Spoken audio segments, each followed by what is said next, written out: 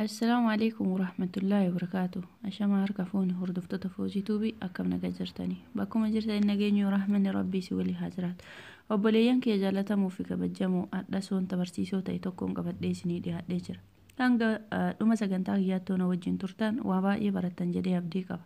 Warri dhiiraas kan shamarranis jechuudha. Akkuma baratame hordoftoota yeroo viidiyoo kiyya ilaaltan laayik tuquu hin irraanfatina. Akkasuma immoo yaada keessan toora koomentiitiin naaf kaa'u. Inni irraanfatina wantoota barbaadan yaada qabdan hundarraa nin fudha. Gorsa soota qeeqaa. Inni biraa ammoo namoonni chaanala kiyyaa faara wataatan sabiskiraayib gochuun maamila keenya ta'a. Oromooti wal malee maal qabna walaa guddisnu walirraa haa barannu.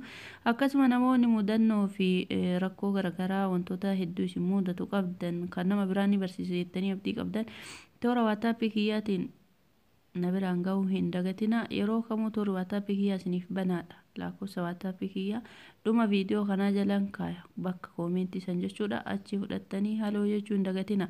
Warroonni dhiiraas foojii ati rakkoo dubartii qofaan nu himta malee rakkoo keenya hin himtu maaliif rakkoo shamarran qofa himta ka jettanis dhiifama na of olchaasiniin jecha.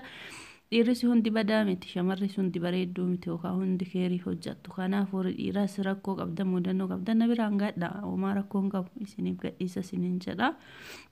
Amma gara yaada dhufeetti hogguu deebuu obboleettiin teenna takka akka yaada isii yookaan mudannoo isin biraan geette mudannichi isii akka asii achitti eegalama hanga xumuraana waliin tura waan barattanis waan hubattanis koomentii jala barreessaa isiniin jedha. Obboleettiin tiyyaa akkinaan jettee yaa foozii barnoota ati nu dabarsitu keessatti waa hedduu argataa jirra. Akkasuma immoo karaa dhimma hafuura ittiin baafannus nuuf taatee jirta. Ulfaadhu galatoom urmii kee rabbi nu haa dheeressu naan jettee jirti. Galatoomatis obboleettii tiyya. Inni mudannoo isii an obboleettii tiyyaa biyya arabaa kana keessatti hanga turetti heerumee bultii godhadhe. Abbaa manaa kiyyaa hedduu wal jaalan hedduu wal kabajnas. Haa ta'u garuu wanti rakkoo jiru jidduu keenyattis rakkoo hin uumne ture duraan. Anis waa inni naan jedhu hundaan hin fudha. Innis waan naan jedhuunis ni fudhata. Osuma kanaan jiru dalagannee waan tokko godhannee waan gadhaabbataa godhannee waliin gallaa irratti karoorfanne. Tole jennee itti walii galle. Erguma walii gallee haaluma kanaa osoo jiraannu osuma dalagannuu akka tasaa ta'ee garaan hafe. Akka garaan hafetti tasa ta'ee kininii itti fayyadamu irraanfadhee osoo kininii hin nyaatini garaan na hafe jette. Erga garaan na hafe ulfa san ofirraa baasee jette. Ammallee akka waan naan morkatuuti yeroo turtii muraasaa booda anumatti deebee jette. Ulfa kanarratti aniif abbaan manaa kiyya wanti irra walii gallee waliin jiraataa jirru. Hanga takka daddalagannee ilmee teena biyya namaatti hin godhannu gara biyya keenyaa gallee ilmee teena seeraan guddifannaadha karra walii galle. Ani waan abbaa manaa kiyya jaaladhuuf innis si jaaladha naan jedha ammoo yaada isaanii qeequus jibbuus hin barbaadu hundaan hin fudha waa inni naan jedhe.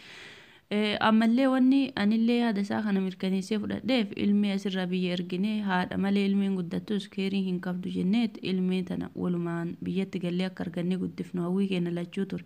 Haa ta'u malee akka nu hawwine qofatti hamne rabbiin jidduudhaanis yeroo hedduu nama daaluuf ta'een beeku naaf kennee jette. Akkuma rabbiin naa kenneef anis tole jedhee hin deenne abbaa manaa kiyyaas karoora keenya akkamitti hiddanaan jedhe.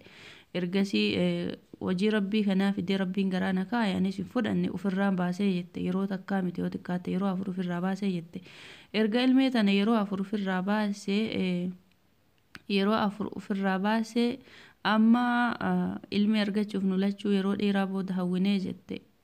Wanti ilmeen gaafa isiin rabbiin naaf kenne anis hin fudhanne yookaan abbaa manaa kiyyaas tole hin jenne akka ofirraa baasu murteessine ofirraa baase yeroo ofirraa baasu sanis miidhaa hedduu na dhandhamee jette.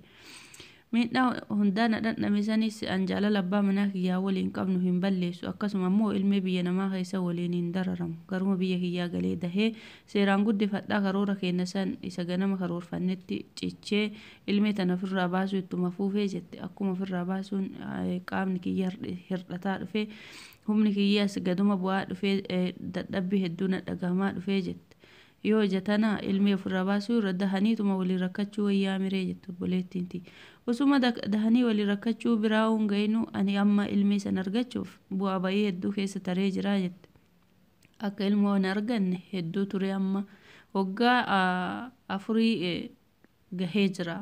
Erga abbaa manaa kiyyaa wal fuune waggaa 8 geenne hanga waggaa 4 ilmeen jidduu kanatti ofirraa babaasaa ture. Amma immoo ilmee barbaacha waggaa 4 gahee jira jette.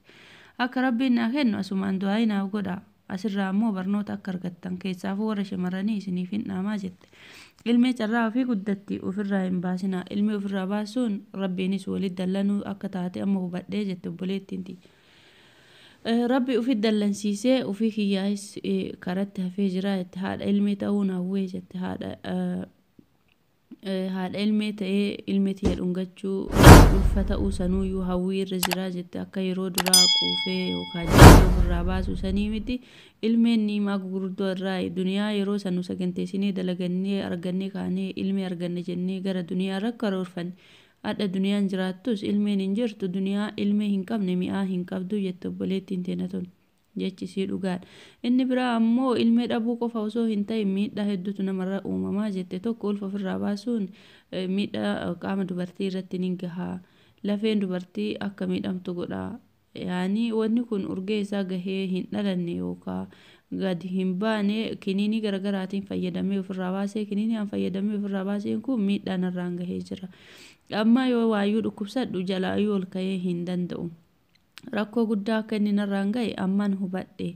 Akka hambate kanatti hundi keessan hin badina. Akka dogongorattis hin dogongorina. Ani wanta kanarraa amma akka sammuun tiyya reefin akka wanni kun miidhaa gooreef ifanaa galee reef sammuu kiyya keessaa waan ifanii. Isin ammoo obboleeyyan kiyya namoonni biroo akka rakkoo akkanaatiif hin qunnamne of eeggannoo guddaa godha. Inni biraa ammoo kiniiniin mataa isaa miidhaa guddaa namarraan ga'a ulfa ofirraa baasuunis sanuma. Kanaaf hamma dandeettanii duniyaaf jettanii ilmi teessan dahuu yookaan ilmi argachuu ofitti hin daangessina. Rabbiinis ofitti hin dallansiisina jettu obboleettiin tiyyatun. Asumaan wanti isiin jettee namoonni hunduu akka amantii keessaniitiin du'aa naaf godha akka rabbi ilmi naaf kenne. Haadha ilmee ta'ee ilmee dhungadhuun barbaada. Isa kalee dogongore tooba rabbii kiyya deebaa jira isinis rabbiin naaf kadha. Namni hin dogongorre hin jiru waan nutti fakkaate yeroo san dogongorre haa ta'u malee abbaa manaa kiyyaafanii xiqqaattus jaalalli keenya hanga durii baay'atu baatus inuma walii gala. Ammas isaanis daran akka rabbi waliin nu urgeessu rabbiin naaf kadha. Innis akka haga ilmee tan argannutti akka obsaan waliin turuuf du'aa isaaf anaafis jidduu kennan nuuf godha jettu obboleettiin tiyyatuni. Viidiyoo kanarraa waa baay'ee barattan keessattuu warroonni shamarranii jedheen abdii qaba. Akkasuma warri dhiiraallee viidiyoo kanarraa hedduu barattan. Maaliif jennaan ilmeef jettanii duniyaaf jettanii ilmee uf dhogguu akka ilmeen arganne uf daangessuun waa gaarii miti. Duniyaan tun hin dhuftis hin luftis. Ilmeen gaafati duutee gaafati tartee jirte bakka bu'aa kee taatee hafti. Duniyaan ammoo ilmeen ta'etu bakka duwwattuu dhalatte argachuu dandeetti. Carraan ilmeen teetifati qabdu tokkoo miti. Kanaaf hireen rabbi harka buddeenni hunduu rabbi harka rabbiin waan uume maraa waan nyaachisu hin dhabu. Kanaaf rizqii nama hundaatu gara haadhaa keessatti rabbiin ittiin mallatteessee yookaan ittiin wanni jedhee uuma waan ta'eefi ilmee ofirraa hin daangessinaan dhaamsa obboleettii tiyyaaf kiyyaatillee anillee asumaan tanuma keessa baasee isiniif dhaama. Obboleettii tiyya rabbiin ilmee hawwii ati qabduuf siif haa kennu ta duniyaa akiraa ittiin milkooftu siin jecha obboleeyyan keenya warroonni haftahoo ka dhageeffattan barnoota irraa argattan jedhee abdii qaba. Obboleettii teenya tanaafis du'aa gochuu hin irraanfatina walis hin qeeqina maal godharree. Hunduu waanuma rabbiin jedhe ati badii tokko raawwattuuyyuu nafsiyaa ta'e irraa dhogguu dhabuunis murtee tantee ta'uuyyuu haa ta'u garuu irra caalaa waan kana rabbumatu ittiin nama dhandhama. Khayri taatu hamtu waan hunda rabbumarraa dhuftiin jedhee fudhadha. Kanaaf rabbiin haadha ilmee isii haa godhu isiif abbaa manaa isiis daran walitti haa urgeessu jecha.